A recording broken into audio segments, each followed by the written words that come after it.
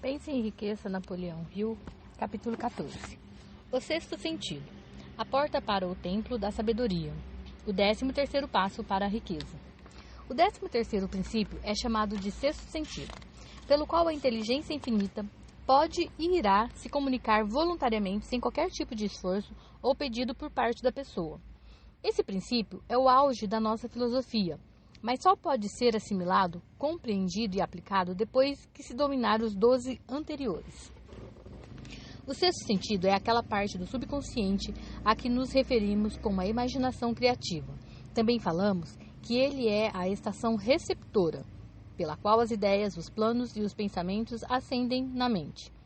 Esses lampejos, às vezes, são chamados de instinto ou inspiração. O sexto sentido desafia uma descrição. Não pode ser descrito a alguém que ainda não dominou os demais princípios dessa filosofia, porque uma pessoa assim não tem conhecimento ou experiência com a qual se possa comparar o sexto sentido. O entendimento sobre o sexto sentido só vem com a meditação, pelo desenvolvimento da mente a partir de dentro. O sexto sentido, provavelmente, é o meio de contato entre a mente finita do ser humano e a inteligência infinita, e por esse motivo ele é uma mistura do mental com o espiritual. Acredita-se que seja o ponto em que a mente humana faz contato com a mente universal. Depois de ter dominado os princípios descritos neste livro, você vai estar apto para aceitar como verdade uma frase que, de outra maneira, não seria crível, e é a seguinte: com a ajuda do sexto sentido, você será avisado de perigos existentes e como evitá-los, e vai ser alertado sobre as oportunidades que vão surgir, a tempo de abraçá-las. Desenvolvendo o sexto sentido, você será auxiliado quando pedir por um anjo da guarda, que abrirá para você sempre que quiser a porta para o templo da sabedoria. Se isso é verdade ou não, você nunca saberá, a não ser que siga as instruções contidas neste livro ou algum método semelhante. Este autor não acredita, nem defende os milagres, pelo simples motivo de ter conhecimento suficiente da natureza para saber que ela nunca se desvia das normas estabelecidas. Algumas dessas leis são tão incompreensíveis que produzem aquilo que podem parecer milagres. O sexto sentido é o mais próximo que se pode chegar de um milagre, que eu já experimentei. E isso é assim porque não compreendo exatamente o método pelo qual esse princípio entra em ação. Mas este autor sabe de uma coisa, que existe um poder, ou uma primeira causa, ou uma inteligência que permeia cada átomo de matéria e abraça cada unidade de energia perceptível aos seres humanos. E é essa inteligência infinita que converte sementes em carvalhos, faz a água descer por morro abaixo pela lei da gravidade e faz o dia se seguir à noite, o inverno ao verão, cada coisa mantendo o devido lugar em relação às outras. Essa inteligência pode, pelos princípios dessa filosofia, ser introduzida a dar aos seus desejos uma forma concreta material. Este autor sabe disso, porque já fez pessoalmente essas experiências e vivenciou tudo isso. Nos capítulos anteriores, você foi sendo conduzido passo a passo até aqui. Se dominou todos os princípios, agora está pronto para aceitar, sem ceticismo, todas as incríveis afirmações que vou fazer. Se ainda não dominou os demais princípios, vai ter que dominá-los antes de concluir se as afirmações deste capítulo são de fato ou ficção. Quando eu estava na idade em que idolatrava heróis, eu me via tentando imitar os que mais admirava. Além disso, descobri que o elemento de fé com o qual eu tentava imitar meus ídolos me dava uma grande capacidade de fazer isso com sucesso. Eu nunca me livrei inteiramente desse hábito de idolatrar heróis, mesmo já tendo passado da idade normal para isso. A experiência me ensinou que a coisa mais próxima de ser grande é imitar os grandes, pela ação e pelos sentimentos, o máximo possível. Muito antes de eu ter escrito uma única linha que fosse publicada, ou ousado fazer uma palestra em público, segui o hábito de forjar minha personalidade tentando imitar a vida e obra dos 9 homens que mais me impressionaram. Eram eles Ralph Waldo Emerson, Thomas Paine, Thomas Edison, Charles Darwin, Abraham Lincoln, Luther Burbank, Napoleão Bonaparte, Henry Ford e Andrew Carnegie. Toda noite, por muitos e muitos anos, eu fazia uma reunião imaginária em um conselho formado por esse grupo que chamei de meus conselheiros invisíveis. Acontecia assim. Logo antes de dormir, eu fechava os olhos e via na minha imaginação esse grupo de senhores sentados comigo na mesa do conselho. Nela, eu não só tinha a oportunidade de me sentar com pessoas que considerava magníficas, mas também efetivamente dominava o grupo, na função de presidente. Eu tinha um propósito muito bem definido ao utilizar imaginação para convocar essas reuniões noturnas. O objetivo era reconstruir minha personalidade para que ela representasse um amálgama da personalidade dos meus conselheiros imaginários. Como percebi, muito cedo na vida que tinha que superar a desvantagem de ter nascido num ambiente de ignorância e superstição, eu deliberadamente incumbi a mim mesmo a tarefa de ter um renascimento voluntário, pelo método aqui descrito, construindo sua personalidade pela autossugestão. Sendo um aluno aplicado de psicologia, eu sabia, claro, que todos esses homens foram o que foram por causa dos pensamentos e desejos dominantes deles. Sabia que todo desejo firmemente assentado tem um efeito de buscar uma expressão no mundo exterior, de maneira que o desejo possa se transformar em realidade. Sabia que a autossugestão é um poderoso fator na hora de construir a personalidade, que ela é, de fato, o único princípio por meio do qual a personalidade é construída. Com esse conhecimento de como a mente funciona, eu já estava bem armado e equipado para me reconstruir. Nessas reuniões imaginárias do meu conselho, eu convocava os membros e pedia os conhecimentos que queria que eles me passassem, me dirigindo em voz alta a cada um dos membros da seguinte maneira: Senhor Emerson, desejo adquirir do Senhor a maravilhosa compreensão da natureza que tanto distinguiu sua vida. Desejo que o Senhor grave no meu subconsciente quaisquer qualidades que o Senhor possuía, que lhe permitiam compreender e se adaptar às leis da natureza. Peço-lhe que me ajude a alcançar e me utilizar de qualquer fonte de conhecimento disponível para esse fim. Senhor Burbank, peço-lhe que me passe conhecimento que permitiu que o Senhor se harmonizasse tão bem com as leis da natureza, que fez com que um cacto não tivesse espinhos e, muito ao contrário, virasse um alimento comestível. Dê-me acesso ao conhecimento que permitiu que o Senhor fizesse crescer 2 folhas de grama onde antes só nascia uma e lhe ajudou a misturar as cores das flores com mais harmonia e esplendor, pois só o Senhor foi capaz de criar um lírio dourado. Napoleão Bonaparte, desejo receber do Senhor uma magnífica capacidade de inspirar os homens e incitá-los a adotar um espírito de ação cada vez maior e mais determinado. E também adquirir o espírito de sua fé inabalável, que permitiu que o Senhor transformasse a derrota em vitória e superasse obstáculos intransponíveis. Imperador do destino, rei da sorte, eu o saúdo. Sr. Payne, desejo adquirir do Senhor a liberdade de pensamento e a coragem e a clareza com as quais devemos expressar nossas convicções, que tanto lhe distinguiram. Sr. Darwin, deseja adquirir do Senhor sua maravilhosa paciência e capacidade de estudar causa e efeito, sem qualquer viés ou preconceito, que o Senhor tão bem exemplificou no campo das ciências naturais. Sr. Lincoln, desejo injetar na minha personalidade seu magnífico senso de justiça, sua paciência incansável, seu senso de humor, de compreensão dos seres humanos e sua tolerância, que foram suas marcas distintivas. Sr. Carnegie, eu já lhe devo muito por ter me levado a escolher a obra da minha vida, que me trouxe muita felicidade e paz de espírito.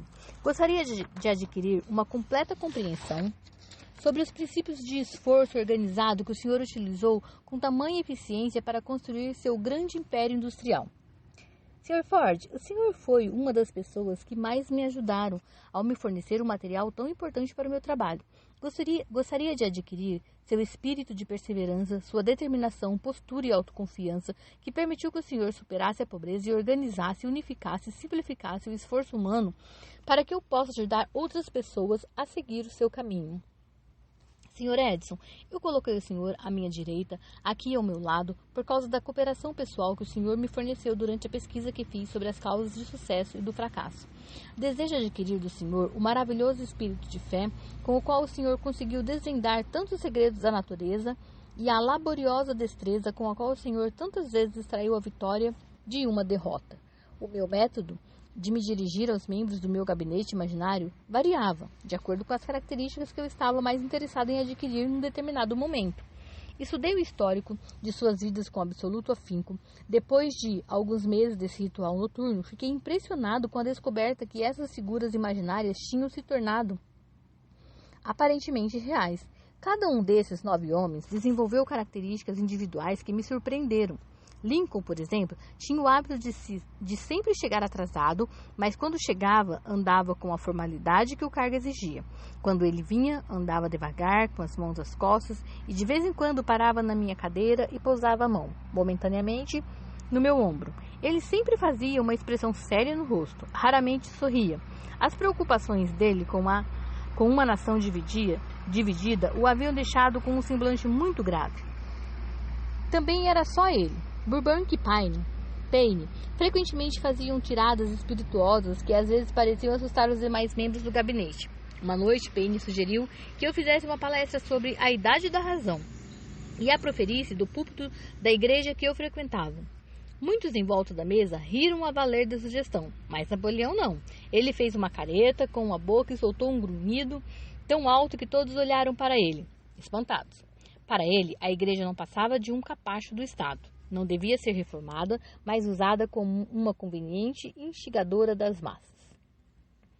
Uma vez foi Burbank quem chegou atrasado. Quando chegou, estava todo animado e entusiasmado e explicou que tinha se atrasado por causa de uma experiência que estava fazendo, pela qual ele esperava fazer com que uma maçã nascesse em qualquer tipo de árvore. Payne o criticou, dizendo que fora uma maçã quem dera início a todos os problemas entre homens e mulheres.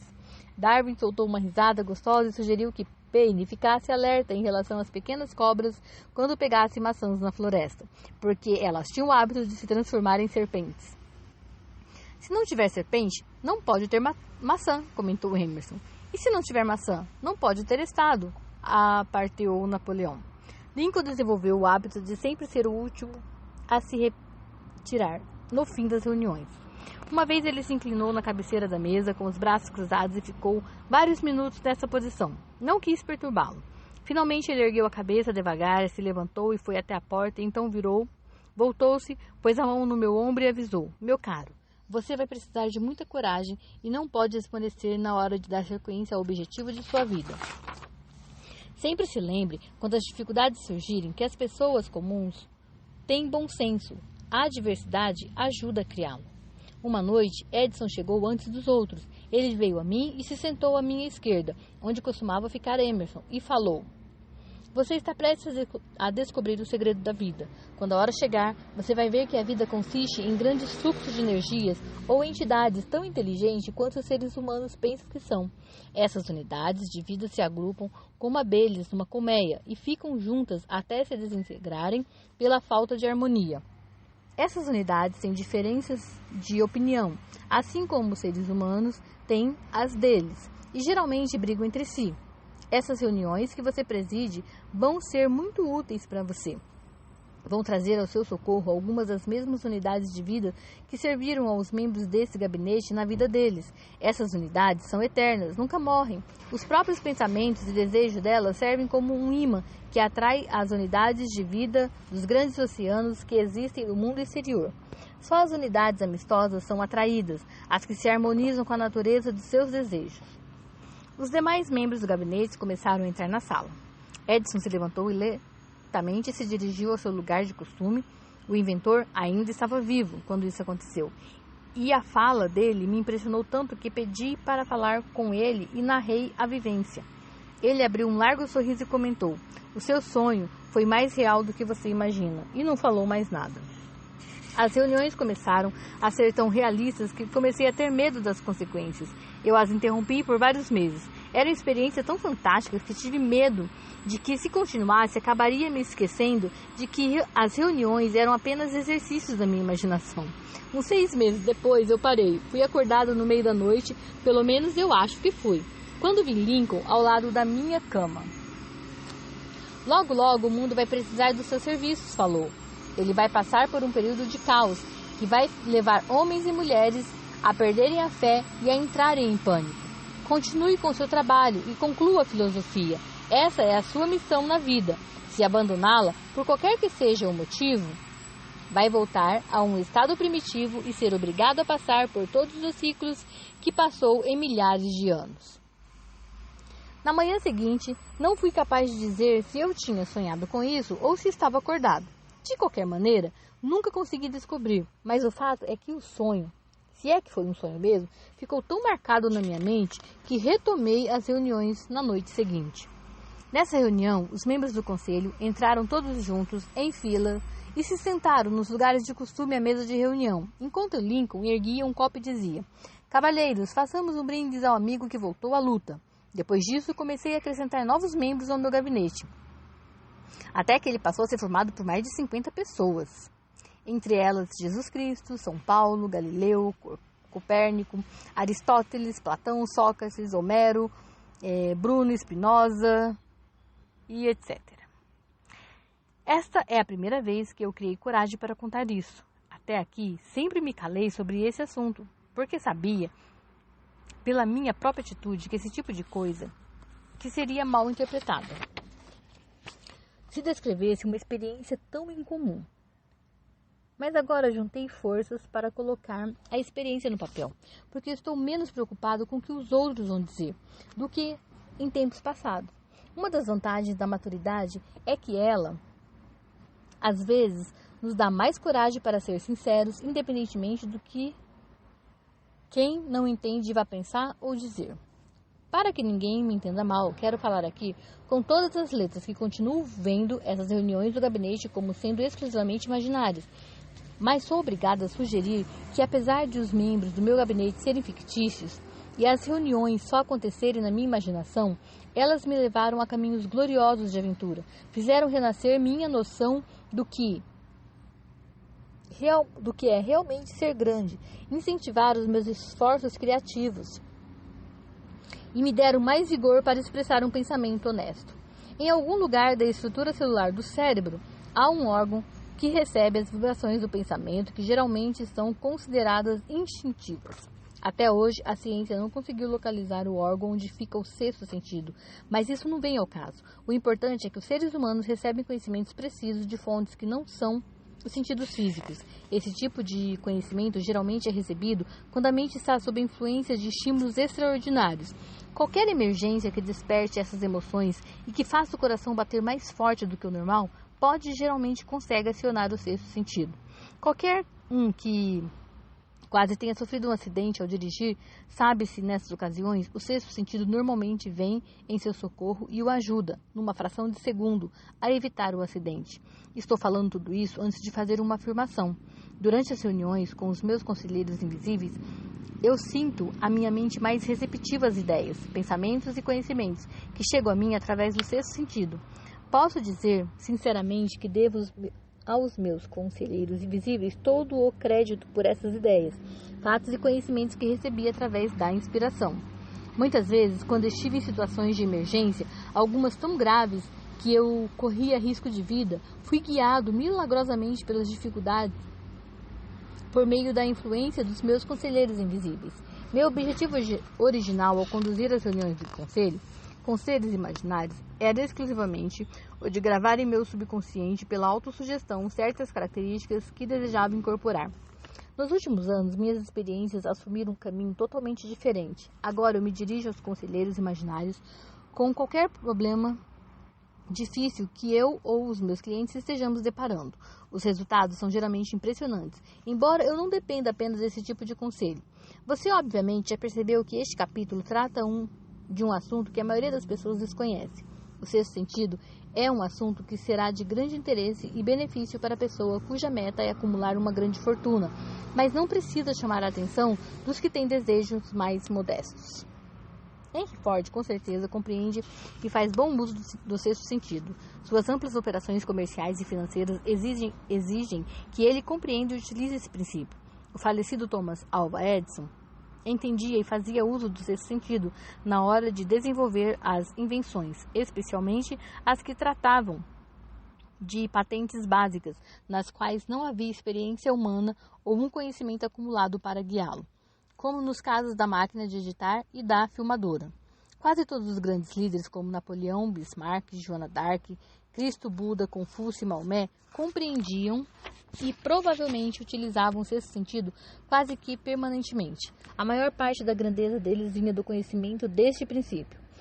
O sexto sentido não é algo que uma pessoa possa pegar e usar quando bem entender. A capacidade de utilizar esse grande poder surge lentamente pela aplicação dos demais princípios relacionados neste livro. É muito raro que alguém saiba como realmente usar o sexto sentido antes dos 40. O mais comum é que esse conhecimento só esteja disponível depois que a pessoa já foi bem além dos 50. Isso porque as forças espirituais com as quais o sexto sentido é tão intimamente ligado apenas amadurecem e se tornam utilizáveis depois de anos de meditação, autoanálise e uma séria avaliação.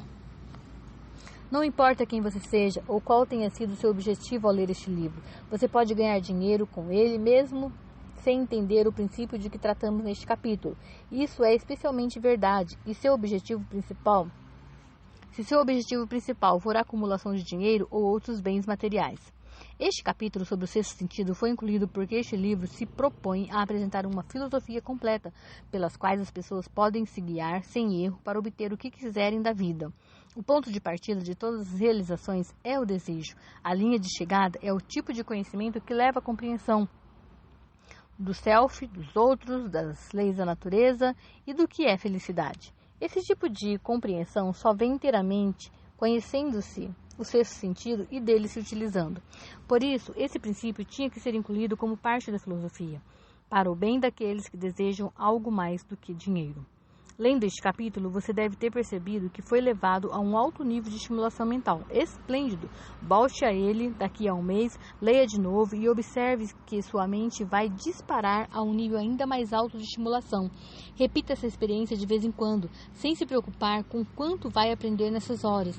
E com o tempo, você vai se ver na posse de um poder que o tornará capaz de se livrar de qualquer desânimo, de conquistar o medo, de superar a procrastinação, de se utilizar livremente sua imaginação. Aí verá o sentido daquele toque desconhecido que move o espírito de todos os grandes líderes, pensadores, artistas, músicos, escritores e estadistas. E aí sim estará em posição de transformar seus desejos num equivalente físico ou financeiro com a mesma facilidade com que poderia desistir de tudo logo ao primeiro sinal de oposição. Fé e medo. Os capítulos anteriores mostraram como desenvolver a fé através da autossugestão, do desejo e do subconsciente. O próximo vai dar instruções detalhadas sobre como conquistar o medo. Você vai encontrar uma descrição completa dos 6 medos que são a causa de todo desânimo, timidez, adiamentos, indiferença, indecisão, falta de ambição, de confiança, iniciativa, autocontrole e de entusiasmo. Faça uma análise cuidadosa de si mesmo enquanto estiver lendo sobre esses 6 inimigos, pois pode ser que eles existam só no seu subconsciente, onde nem sempre essas presenças são fáceis de detectar. Lembre-se também, quando analisar os 6 fantasmas do medo, de que eles não passam de fantasma, porque só existem na cabeça das pessoas. Além disso, lembre-se de que fantasmas são criações de uma imaginação descontrolada e que causam a maior parte do prejuízo que as pessoas criam nas próprias mentes, de modo que eles podem ser tão perigosos quanto se habitassem e caminhassem em corpos físicos.